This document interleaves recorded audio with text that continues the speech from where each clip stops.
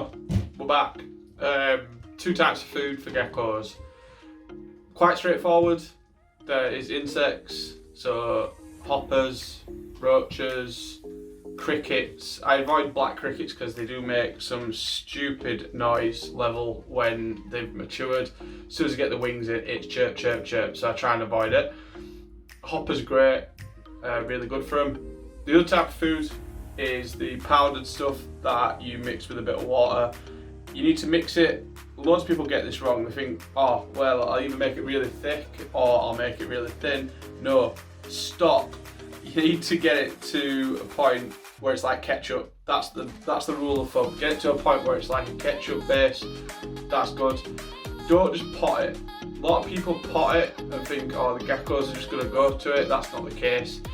You need to get it to the point where geckos are still active for it, because otherwise what they'll do is they'll literally just sit by the pot. They won't lose any kind of weight if they need to lose weight.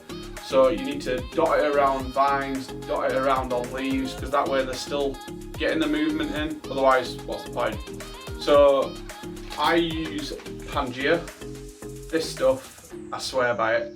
Now, my geckos are stubborn, so like a breeder can only tell you what they've been fed. They can only say like, oh yeah, they've been fed crickets or they've been fed like Pangea, but whether they actually eat it is another thing.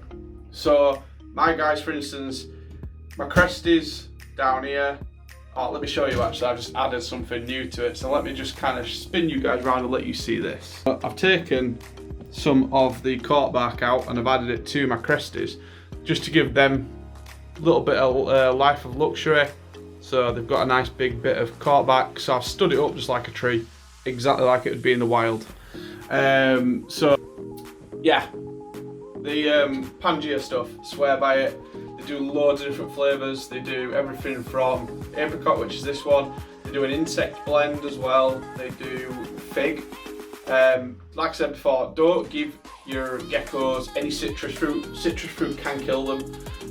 Not necessarily straight away, but in long term, if you keep doing it, yeah, just it's a big no-no. So no citrus fruit, so that's no lemons, no limes, no oranges, you know, none of that. Good fruit for them. If you want to put fruit in, pears, if they're soft. You can give them mango, you can give them watermelon. Those are kind of the top ones that mine tend to like, both the velvets and obviously the Cresties. So pretty good. Like I said, insects, these guys, see them here, jumping about. Hoppers, they're great, they're quiet. You just have to keep an eye on them, because sometimes I shouldn't really leave my tank door open because they have a little habit of getting out. But yeah, don't leave your door open because they will get everywhere. They've got a habit of hopping out. Make sure with Cresties and most geckos, when they're young, they won't eat anything bigger than the size of the head, or if they do, it might not go the way as planned. So it could effectively make them choke. So nothing bigger than the size of the head. That is the rule of thumb.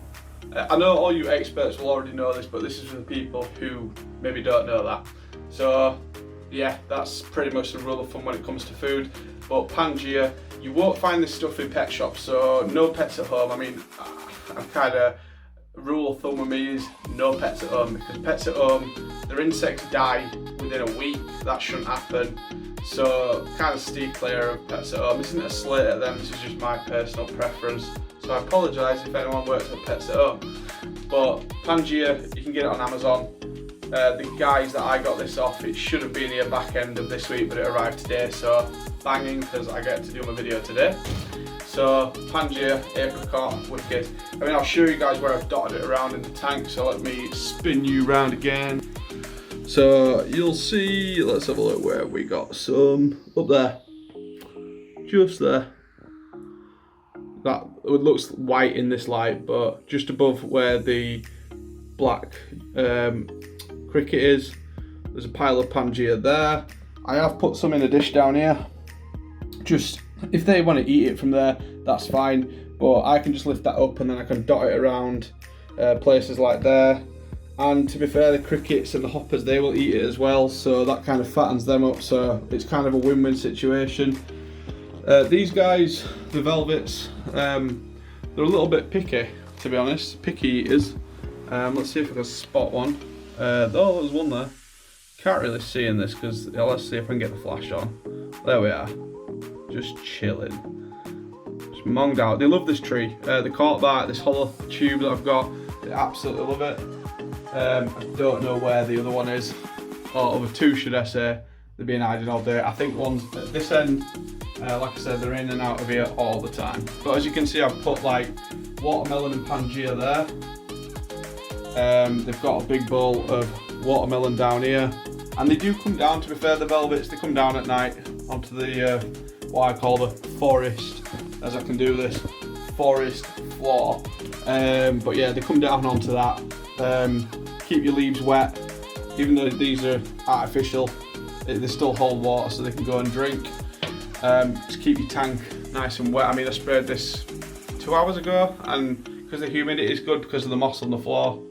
Again, put a pot of Pangea at the top there, and just a few bits dotted about just to get these guys used to it, because like I said, I don't know whether they were given Pangea before, but they are on a healthy Pangea diet. So that's pretty much it, guys. Just want to do a quick video on that.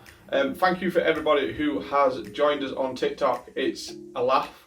We're doing really well on followers, like way better than I ever expected. And thanks for any gifts that people are sending. And also thank you for everyone who's viewed my previous video.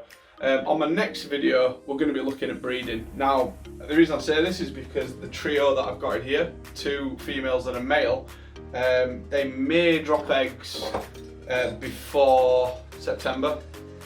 Well, the end of September, should I say, because September starts next week.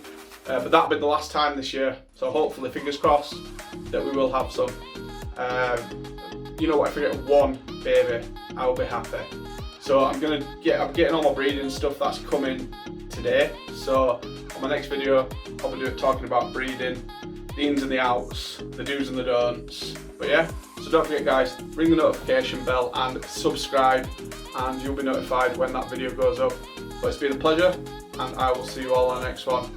See you later.